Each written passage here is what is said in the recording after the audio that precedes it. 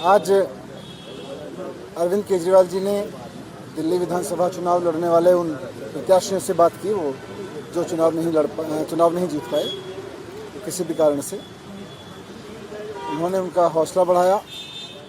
और सब लोगों ने बहुत अच्छे से चुनाव लड़ा। एक ऐसे समय में जब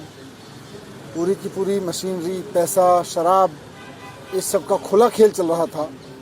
इसके दुरुपयोग का खुला खेल चल रहा था, चुनाव आयोग के नियमों की,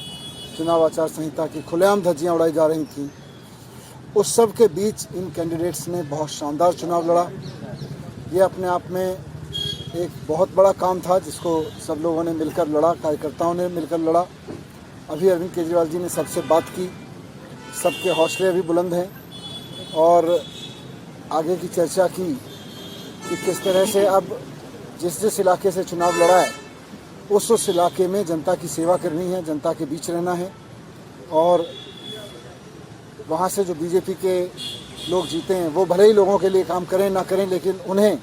हमारे कैंडिडेट्स को उनके बीच रहना है, जनता की सेवा करनी है। और आने वाले समय में अपने इन कैंडिडेट्स का अनुभव पूरे देश के लिए, पार्टी के प्रसार के लिए उनकी ड्यूटी लगाई जाएगी पूरे देश में, तो ये उनके साथ चर्चा हुई। सर, समीक्षा भी हुई क्या, जैसे इन सीटों पे क्या बड़े फैक्टर्स रहे जिसकी वजह से रिजल्ट्स इस तरह से अनएक्सपेक्टेड रहा आप लोगों के लिए? देखिए, समीक्षा तो होती रहेगी, साथ साथ चलती रहेगी, बहुत सारे फैक्टर्स रहेंगे, लेकिन जैसा मैंने कहा कि ऐसे समय में जब